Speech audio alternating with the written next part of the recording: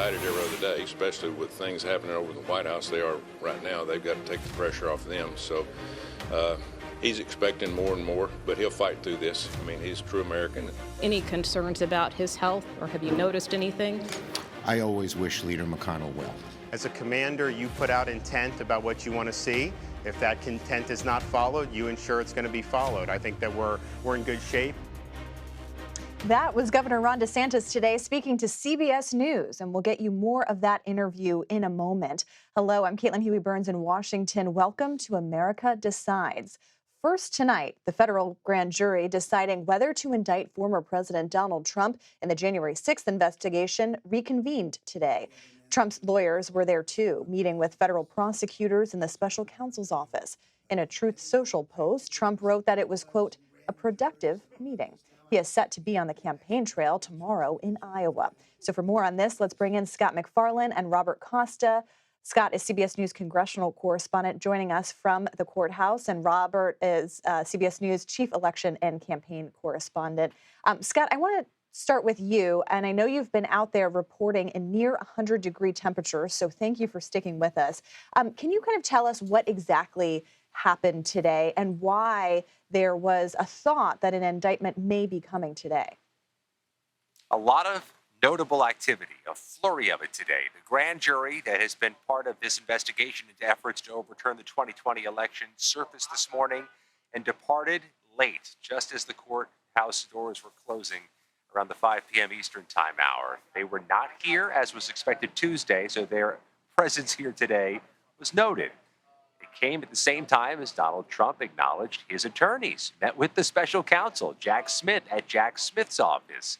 Those two things happening in conjunction with each other a week and a half after Trump confirmed he got that target letter, revealing he's the target of a federal criminal investigation, put everybody's radar up. And there was this swell of activity at the courthouse as dozens of cameras descended here, some spectators and protesters descended here as well. As the day concluded, the magistrate judge told a courtroom official to tell us there would be no indictments in her courtroom today. The clerk gave the same indication as the day ended.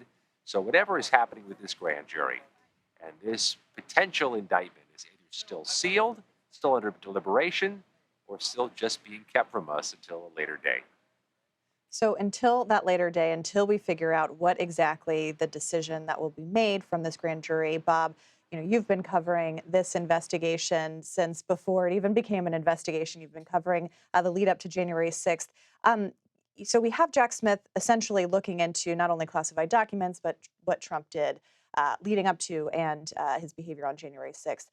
Tell us kind of what you see as the questions that you think are remaining for this grand jury. What is Jack Smith really looking at here? The first cut at this was done by journalists who were investigating and reporting on January 6th, wondering what was going on behind the scenes inside the Oval Office in that post-election period in 2020. And then the second cut came from the January 6th committee in the House. They brought forward a lot of witnesses to testify under oath about what Trump was doing behind the scenes. But not everybody participated in the January 6th investigation. They got some text messages from Mark Meadows, but they didn't get full testimony in a major way. And so now you have a special counsel who has subpoena power in a very serious federal level way to compel these people to tell the full story, the complete story, to fill in the gaps. And so there are really a lot of lingering questions about what exactly was Trump doing and saying as he tried to overturn the election. Right, because the committee could only recommend what they would like the DOJ to do, and now the DOJ is doing their investigation. When it comes to timelines, Scott, in terms of what comes next, not asking to predict the future here, but we know that this grand jury tends to meet on Tuesdays and Thursdays. Any sense of when we might get more clarity here? They tend to until they don't. They weren't here Tuesday. At least they weren't seen here Tuesday. It doesn't preclude the possibility that schedule shifts again as the week concludes, as the month concludes, and into next week. We also know, though, that there's a time sensitivity to all this politically. It doesn't mean there's a time sensitivity to this legally. July 27th gives way to August 27th, gives way to September 27th. Federal prosecutions tend to move at a speed measured in months. They don't move like a sprinter at the Olympics. The political reality may not be a function of what they're considering here. The timeliness is comes when it's ready, not when it's wanted. Yeah, that's a good point about the political calendar versus the real one. Bob, speaking of that political calendar, I mean, this comes as Donald Trump is still considered the front runner for the Republican nomination. I want to play a little bit of sound that we heard from lawmakers on Capitol Hill today. We all expect it to happen. He gets indicted every other day, especially with things happening over the White House. Maybe they can get an indictment out of a grand jury, but the evidence that leads to a conviction would be damn difficult to get. And I think it's frankly unnecessary at this point. I don't think those who are digging up charges to file understand how they are hurting their own credibility and case. So this echoes a lot of what we've been hearing from Republican voters on the campaign trail, but I'm curious, talking to the Trump campaign and your sources, kind of, they seem to have a playbook of sorts, right? There's an indictment, the Republican Party comes to his defense. Is there any concern that they have about this particular indictment, or do you think we're going to see kind of the same thing play out? Caitlin, actions speak, and based on my conversations with Trump allies tonight, he's going to be sitting down with a conservative news outlet this evening in New Jersey. Why would he do that? As you know, because he wants to make sure he's connecting with that conservative audience at this fragile political and legal moment, to make sure his own base supporters are still with him, that they're taking his cue, not reading any kind of indictment or news story about a looming indictment. They want Trump to define the terms of how this story is done.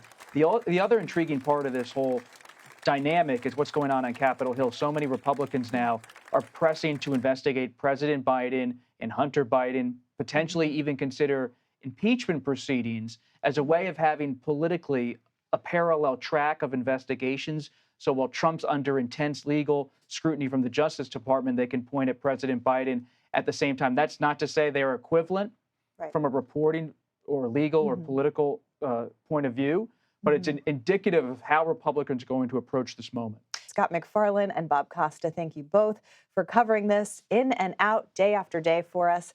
And we'll have you keep us posted. We appreciate your time and reporting. Speaking of the presidential campaign trail, Florida Governor Ron DeSantis is in Iowa in the midst of a campaign reset. And he spoke earlier today with our own Ed O'Keefe. And we'll hear more of that conversation next. You're streaming America Decides. Welcome back to America Decides. Florida Governor Ron DeSantis is campaigning in Iowa today, and he spoke to voters as part of a bus tour that was set up by a super PAC supporting him. He also spoke with CBS News senior White House and political correspondent Ed O'Keefe, and Ed began by asking him if this campaign shakeup we've been reporting on this week is over, or whether there are still changes to come. As a commander, you put out intent about what you want to see. If that intent is not followed, you ensure it's going to be followed. I think that we're in good shape. I think this has been a great area for us. We're going to continue going out and meeting with individual voters in all these early states, and that's going to be the focus, and that's really been the focus all along. Across other parts of the country today, there's a lot of waiting and seeing about the former president and the potential legal issues he may yet face. If you're talking to Republican primary voters in this state and across the country, how should they be thinking about him, and how should they be factoring in the legal challenges that he's facing? Is that something that disqualifies him? Is it something that should make them look at someone like you instead? Well, I think voters have to make those decisions on that. I think what I can say is, what we need to make the election about is a referendum on Biden's failed policies and our positive vision to get America on the right track, and then who can win, and then who can actually deliver on these things. So, for example, I'm very frustrated with the FBI and the Department of Justice. A lot of our voters have seen a two-tiered standard of justice, weaponization. So, okay, what are we going to do about it? I'll go in and end the weaponization. We will have a new FBI director. We will clean house. We will ensure that we're involved in making sure that they're staying within the lines. And you're going to see big changes. I will get that done. So I would just tell voters, think about, okay, what does the country need going forward, and who's most likely to bring those policies about? And I think my record in Florida shows when I say I'm going to do something, I deliver on it, and I'll do the same thing as president. Does all of this legal stuff he's facing disqualify him, though, in your view? At the end of the day, voters make that decision. Some people to ask me like, well, if somebody's indicted, should they be able to run? The problem is we've seen political indictments. I mean, I think Bragg was political. You have these people. So that would just give any prosecutor the ability to render someone ineligible. So I've not said that. But I also think just at the end of the day, the election's got to be about the future. It's got to be about what people are concerned about. And the more it's about other things, the more Biden's able to hang out in the basement again and end up cruising to a victory. And I know Republicans don't want that to happen. You're getting ready to give a big economic speech on Monday in New Hampshire. Are you going to be there? We'll see. Okay. We're checking the flights. But about reviving the American dream and your thoughts on economic growth, 2.4% quarterly growth, though, in the last quarter. Yeah, but that's not good. But that's not been. If you look at the last decade or so, our growth has been in the 1% on average. We've not been able to grow like we need to. So that's going to be a part of it. We need to get to 3% growth. Not only is that more opportunity for people, all these budget issues are so much easier to solve if you have that. So that's going to be one component of it. The other component, and there's going to be many, but it's at the end of the day, we talk about economy. What does that even mean? It means what kind of society do we want? And I want, if you work hard, you work to get the most of your God-given ability, you ought to be able to afford a house and a car and do all those things. And that's not been what we've seen over these last few years. I think government policy is a big reason why prices have gone up and people have lacked opportunity. So we're going to correct a lot of that, but always focus on, we're a country with an economy, not the other way around. I want to make sure American citizens are put first and foremost. We've got to reevaluate this relationship with the Communist Party of China. That has not been good for us. China has gotten much more powerful. They've taken all this industry. It's hollowed out parts of our country. And now we have almost a peer competitor militarily. So we need to do more of that here in the United States. So if there's a DeSantis administration, how quickly does the United States get to 3% growth?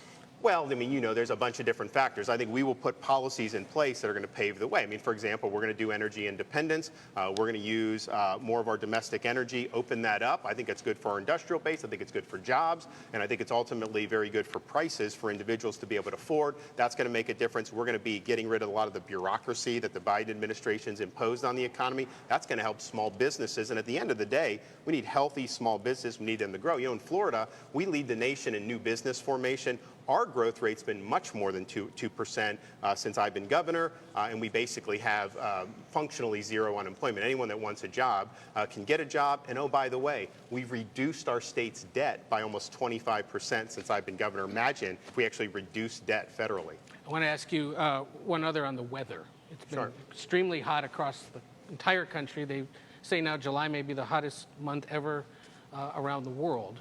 You saw triple-digit water temperatures in Florida this past week. Is there something the federal government should be doing, can do, or maybe should not do to fight extreme weather as it changes around the world? Well, look, what I would say, Florida, first of all, we live with this. We're prepared. Of course, this is hurricane season, so when you have warmer temperatures, that can whip up more storms. And so that's just something we're locked and loaded for. It's something we look at very, very seriously, and we've had to contend with that over the years. Here's the problem, I think, with what Biden's doing with the Green New Deal and those types of policies.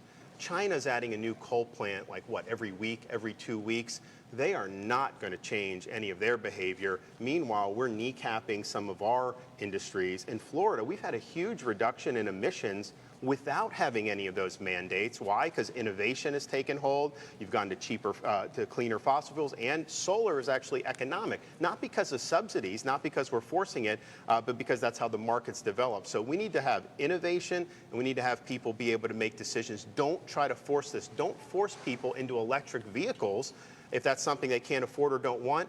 That just makes us more dependent on China. Vice President Harris is coming to Iowa tomorrow to, in essence, troll you guys who are all gathering tomorrow night in Des Moines, or at least call out Republican policies as she sees them. What do you make of her decision to come here?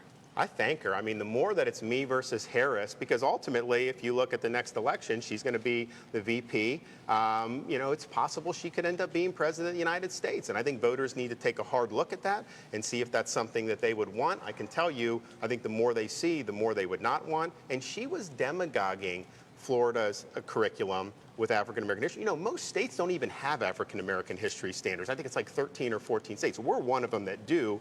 We had really serious scholars, African-American, many of them, put out a huge compendium about all these things that many other states are not requiring. And she tried to demagogue it, saying somehow that was like justifying slavery, which was totally the opposite. I mean, they were very clear about the injustices. She's now been called on that because she supported an AP African American history course that had the same thing in it, didn't make a peep at that time. So when people see that, they're like, look, we've got serious issues here in this country. Don't try to demagogue something. And I get like some people in the press will amplify, but ultimately people want the truth. But was picking a fight with Congressman Donalds on this? It's not picking a fight. It's, look, at the end of the day, Floridians should stand up for Florida. Don't side with Kamala Harris and liberals who are demagoguing this. These are people that worked really hard on this. Our State Board of Education approved it. You had nobody raising a ruckus about this until it became convenient to try to do it. So I would just say, I'd ask all my colleagues in Florida, stand up for your state. Don't side with Kamala Harris. All right. Governor, thank you for taking a few minutes. Yep. We appreciate it. Yep. And Ed O'Keefe joins us now from Indianola, Iowa. Ed, good to see you. Great get there with the governor. You asked him about his campaign reset. I also thought it was fascinating to hear that he said that voters should decide what to make of the indictments on Trump. What do you make of his responses there, and anything that you've seen notable from how he's been interacting on the trail today? Caitlin, there are those Republican candidates who say that the legal issues facing the former president are disqualifying and he should no longer be in the race. And there are those that don't. And he's clearly still in that camp of people who say, let the voters sort that out. But, and then makes the argument that the Justice Department, the FBI have to be revamped. And that's something we're hearing from several other contenders as well. The point, though, that he continues to make, even if he doesn't make it first, is the more attention that's focused on the former president's legal issues, the more the Republican Party is not focused on defeating President Biden. That is a compelling point that I believe he and his team suspect is going to continue to catch on with GOP voters as the primaries and the caucuses near. And it's the one he's sticking to for now. But he is certainly not in that Chris Christie, Asa Hutchinson, to some extent Will Hurd camp, which frankly isn't doing as well anyway. He's more still in that let the voters decide for themselves.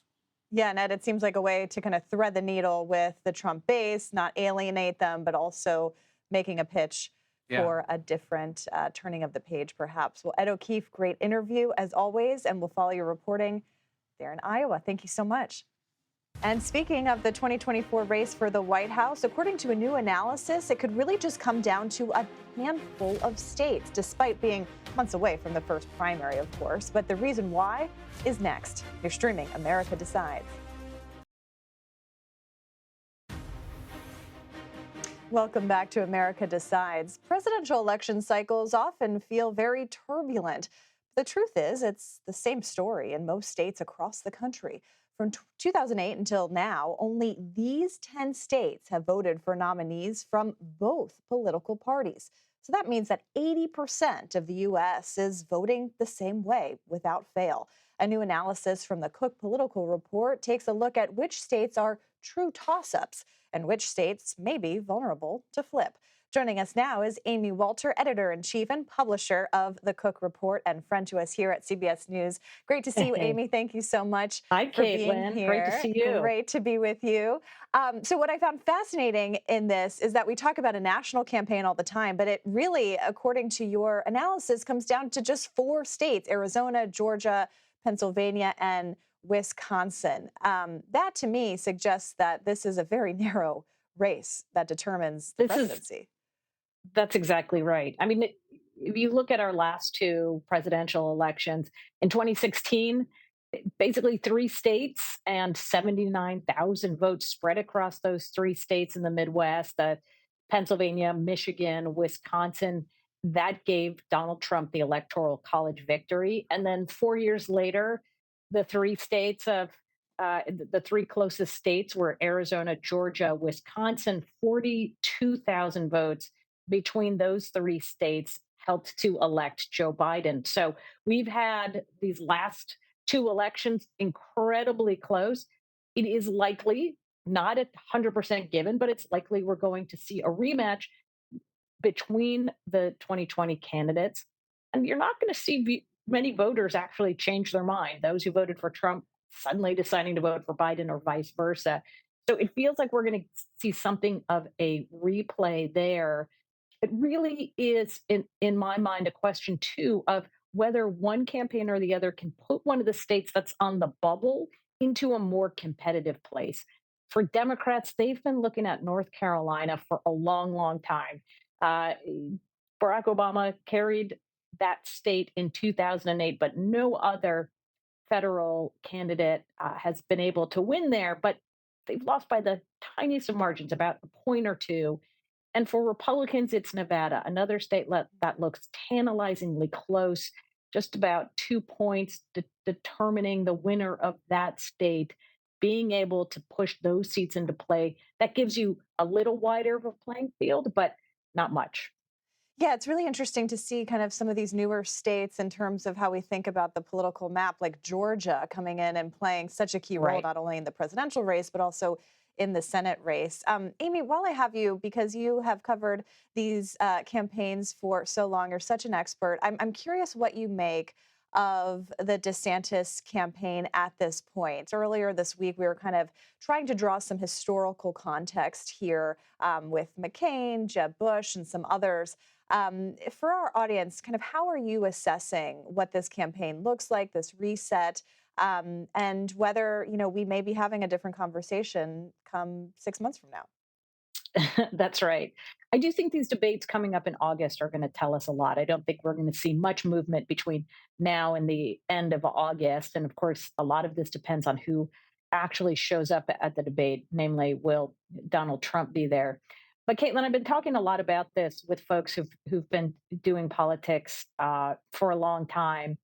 And yes, there are candidates who, at this time of the year, or maybe a little bit later in the off year, were seen as frontrunners, but fell behind, and we spent much of the time going into the first primaries or caucuses saying, boy, this front runner really flopped. Are they going to be able to win it back?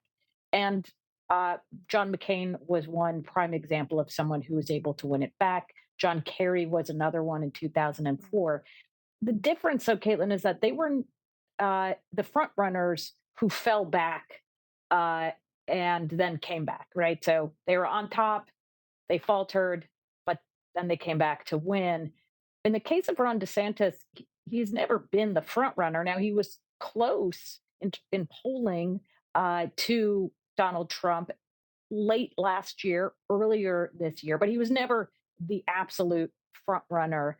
The only example I can think of someone who was very much hyped going into a race, but was not considered the front runner and then went on to win was Barack Obama in 2008. But here's the big difference. The first is Donald Trump is essentially the incumbent.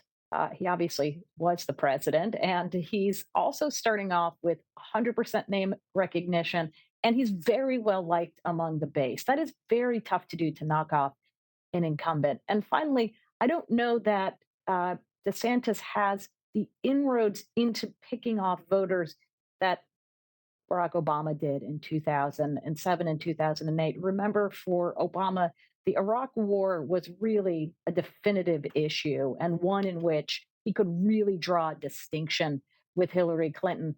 As you and Ed were talking about earlier, there is a clear issue, the issue of indictment, but the candidates who are closest in the polls to Donald Trump, and even then, by closest, meaning they're still far behind him, but at least they're registering in the polling, they don't want to touch that at all. So, boy, that presents a very difficult path. Yeah, kind of reluctance to try to really change the trajectory of this race, at least when it comes to Donald Trump. But we That's shall right. see. And that's why we will continue talking to you, Amy. Thank you so much Thanks for so being much, here. We Caitlin. Great to see appreciate you. it. And that does it for us today. You can stream America Decides Monday through Thursday at 5 p.m. Eastern. You're streaming CBS News.